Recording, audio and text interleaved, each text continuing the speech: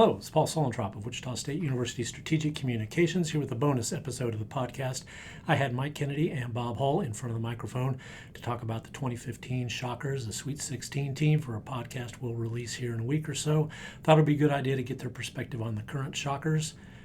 Thanks for listening. Here's Mike and Bob. Hello, we're back. We've got a little bonus episode with Mike Kennedy and Bob Hull. We're going to talk about the current Shockers for a few minutes. They are on a 6-game win streak, and they play UAB Thursday, 8 p.m. on ESPNU. Bob, let's talk about this win streak. What jumps out at you? What's gotten the Shockers going in the right direction? Well, a couple of things. I think the coaching staff, Paul Mills, they came to the conclusion that, hey, we got to change things. We got to quit shooting so many three-pointers. We got to focus on guarding the three-point line and not letting people shoot 40+% against three. We got to really focus on that. We've got to focus on defense. We got to focus on rebounding. And then I need to call the plays. So he started calling the sets. And if they don't have a fast break, they don't have a bucket in transition, you'll watch the guards back it out, and they'll look over, and then coach will make a call, and he'll call the plays. So he's calling most of the plays.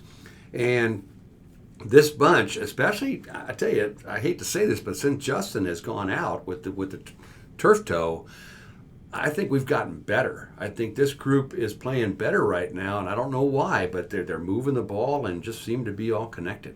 Mike, what's your observation of this 6-game win streak? All of those things that Bob mentioned, and I think also that Paul continued to kind of work through what's the best way to present this stuff to these guys, and not so much he is deep into statistics and analytics and all those kinds of things, but I don't think he's ever been overly complicated in the way he presents it to the team. I don't mean that so much as sort of the positive, negative, positive type of approach, just being as positive as possible and presenting it to them, but getting them to understand that we need to do this better. And I think that they have really bought in and really accepted who they are. They've used the mantra gritty, not pretty, and I think they've taken some pride in that, and they've really come to an understanding and a trust of how the coaches want them to play, and they're seeing it work. Trust, yeah. They've developed a trust. You win a few ball games, and then the players are like, okay, I get what you're saying, coaches. And the coaches are like, see, we told you, this is the way we have to win. We've got to keep the game in the 60s, 70s. We've got to not let the other team, not let their best three-point shooters shoot. We've got to win the battle of the boards. Can't turn the ball over. And I think there's some trust now that, hey, they've figured it out. Paul Mills mentioned that the other day at his news conference. That kind of, you get some credibility and buy-in, and it helps when you're winning 2-3 games and winning on the road. Bob, people have talked a lot about Ronnie DeGray III. He was out, missed, I think, 13 games with injuries. He's been back now for a while. How does he help this team? It's funny. He didn't have hardly any stats in the win against who was the last game? Tulane. But I remember him making a lot of big plays in that game. They just don't show up on the stat sheet. I mean, he'll tip a rebound and it goes to somebody else and they lay it in. He'll deflect a pass. Save the one ball on the end line off a Tulane player. That doesn't go on the stat sheet. That's not on the stat sheet. He'll move the basketball. We got to have people to pass the basketball to get it moving, especially against that matchup zone. And he's good at that. He knows when to time his cuts. The thing he does best, though, is he plugs holes in the defense. When somebody makes a mistake, he's back there helping out, and then he'll get back on his man. He sees what's going to happen before it happens, and he plugs stuff up. Mike, the other person who's become more prominent recently would be Bijan Cortes at point guard. What do you think he's added to this team as they've kind of changed their offensive approach? Coach Mills and I talked to him a little bit about him off the air doing his coaches show, and it's one thing he does really well is penetrate and then see what's there. He's the best one on the team at passing out of pick and rolls, finding the roll guy or lobs and that kind of thing. And then they've encouraged him when he goes in there, be more aggressive about looking to score yourself and taking it to the basket.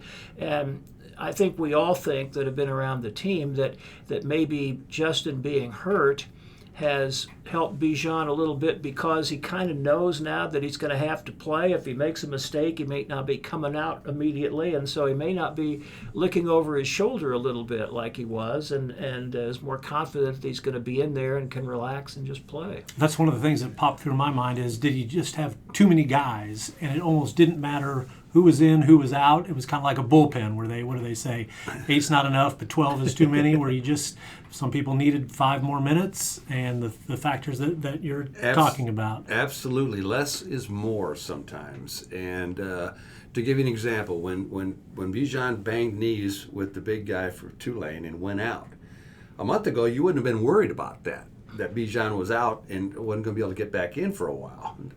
This last game, you were worried because we had to have Bijan back in there. So Harlem Beverly's playing more, and I think he's playing really well. He doesn't put up the flashy numbers, but he does a lot of things, and he just seems to make a lot of big plays. Ronnie's playing more. They can rest Corey more. I just think that the chemistry is just kind of working its way, and it's in a good place right now. Paul Mills talked about Justin Hill the other day at his news conference, and I think he's looking forward to getting back. I think they will regard him as, depth is going to be important, especially you get into a tournament. So I think he's a guy that is still very much can be an important part of this team. No doubt. Even with this 6-game win streak. I wanted to talk about Xavier Bell, who I think has had one of the more interesting careers and seasons. He's really had a nice senior season. He kind of defies description in my mind because I think you want to think about him as a point guard, but I think in a lot of ways what he really is a small forward who just happens to be 6'2" instead of 6'6". Exactly. He's never been a point guard in my mind, and that was part of last year. He kind of had to play there, and it was out of position and not comfortable for him.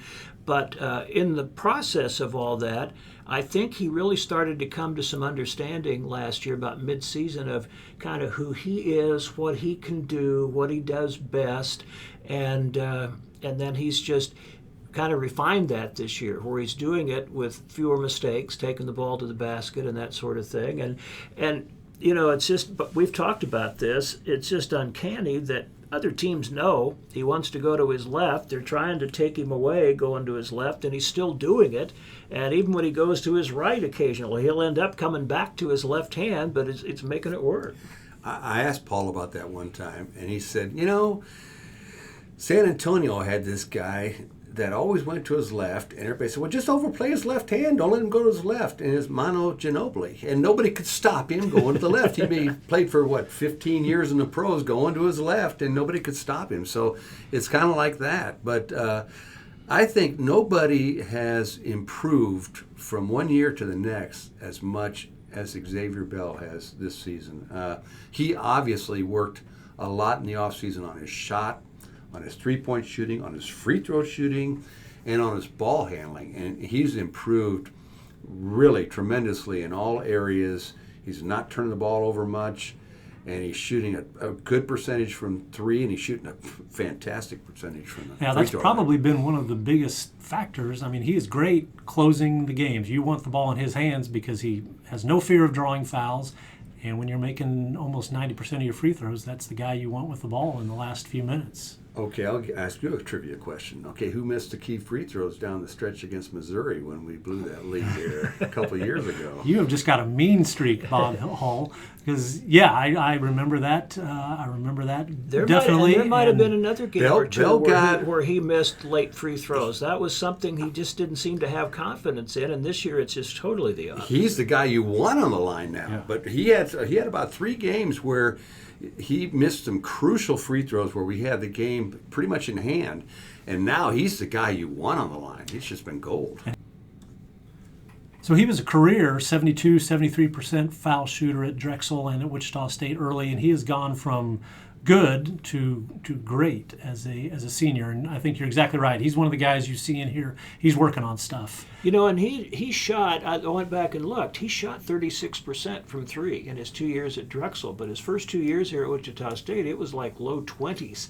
And you'd even watch him shooting, warming up, or in practice, and he'd make one, and then he'd miss 3 or 4 that weren't even close. And he's back to 36 or high 30s%, and he's on a team that doesn't shoot the three very well. He's one guy that you feel like gives you a chance to make a few. Those 2 threes at the start of the second half against Tulane, man, it changed the game. Definitely flipped it. Mike, Bob, thank you very much. Wanted to give people just a quick look at what's going on with the current Shockers. Thank you for your time. You bet.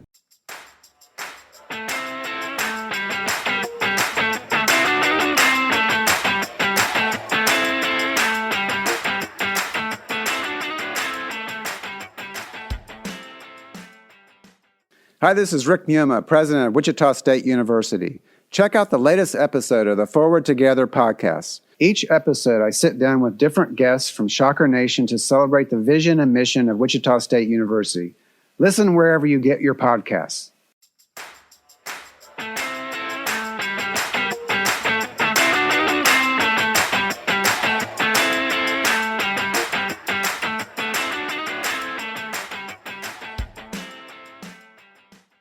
Thank you for listening to the Roundhouse podcast, courtesy of Wichita State University Strategic Communications.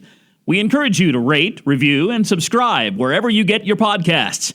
You can find more Roundhouse content at GoShockers.com. It's over! It is over! Ladies and gentlemen, say it slowly and savor it. Wichita State is going to the Final Four for the first time in 48 years. Unbelievable. What a scene, folks. The Shocker fans are just going crazy in the stands. Just maybe the greatest win in the history of Wichita State basketball.